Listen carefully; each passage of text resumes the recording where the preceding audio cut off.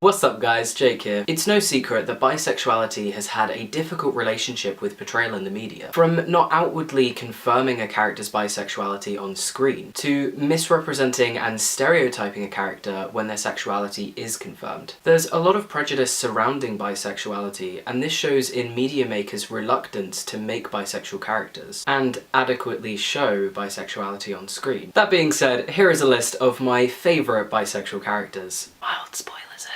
Brooklyn Nine-Nine's Rosa Diaz. Rosa's character came out late into the show after relationships with men when she started dating a woman. It was shown through a very organic and touching scene without being compromising to her character's integrity. This is a great example of a character actually using the word bi. Arrow's Sera Lance. Sera is a confirmed bisexual, though it's never actually acknowledged out loud on the show. And she has a very typical choose between an evil girl and a hero boy type storyline. And to be quite frank, this is a little bit offensive, as I feel it's misrepresenting the core idea of bisexuality in itself and demonizing what would be perceived as a queer relationship for a very happy and easy heterosexual relationship. Crazy ex-girlfriends, Darryl Whitefeather. Darryl is possibly my favourite bisexual character on screen of all time. Now, he kicks stereotypes in the ass, which we don't have enough of when it comes to bisexual characters. He is a white, middle-aged divorcee with a daughter, and he comes to terms with his sexuality quite late in life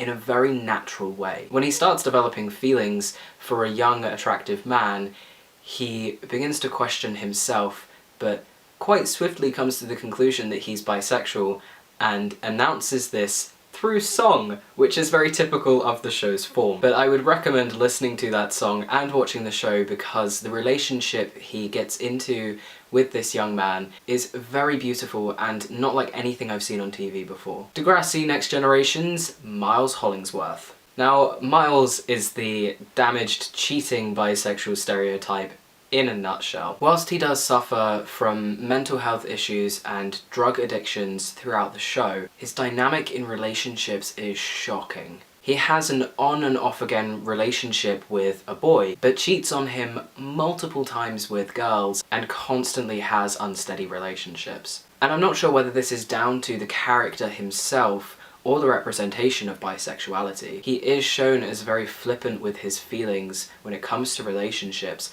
but that also could be attributed to his mental health. Either way, not a great bi. Dirk Gently's Holistic Detective Agency's Tina Teventino. Whilst Tina has no romantic relationships in the show, she is a background character, and her claim to bisexuality is beautiful. So she acknowledges the word bisexual out loud in relation to herself when discussing another character's sexuality.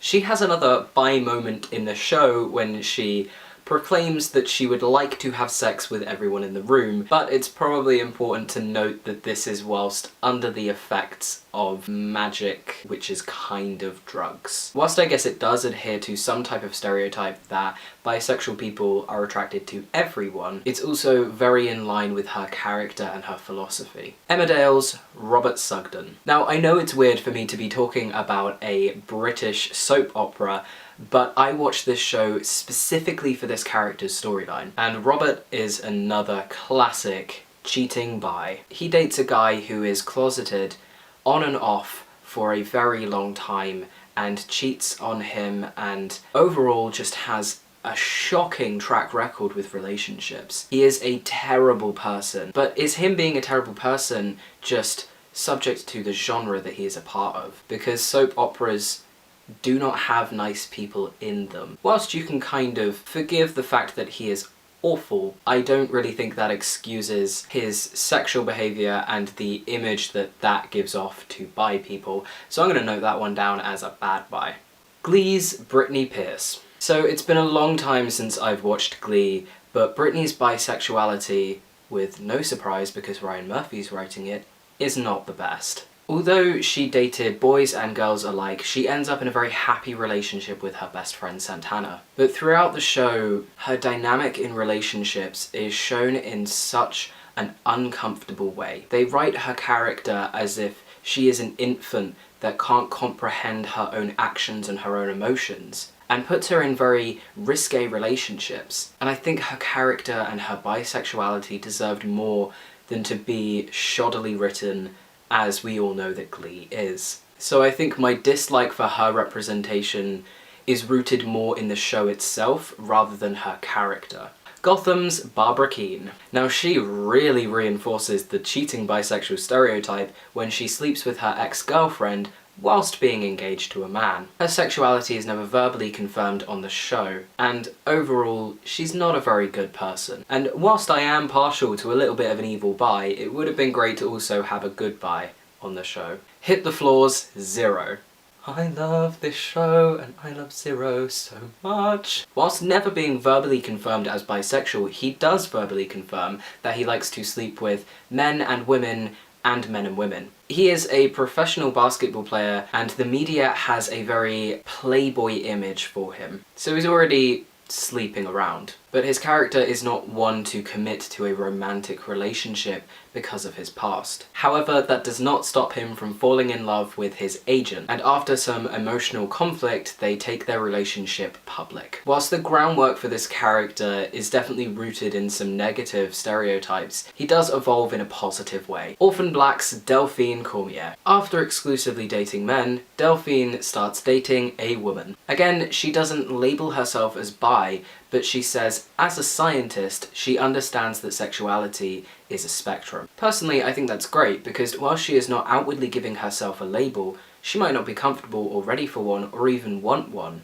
She is still acknowledging the fact that sexuality is fluid, it is a spectrum, and being with a woman doesn't make her gay, but also she's not exclusively straight. So we have our typical bi that isn't labelled bi character, but I think this is a positive example of one. Shadowhunters, Magnus Bane. I love him so much. Magnus talks very openly about his past lovers, but has an insistent need to clarify that he is into both men and women, and has no preference. He shows the very rare monogamous/committed bisexual side, and constantly reinforces this idea that if he is dating someone, he considers that person his soulmate and wants to be committed to them forever. Now, he is immortal, so he will be committed until that person dies, which is frickin' sad, but he is very monogamous. He has a healthy relationship with a man, and it is, in my opinion, some good representation. Torchwood's Ianto Jones. Although never outwardly confirmed on the show, it is confirmed in other material that he is bisexual.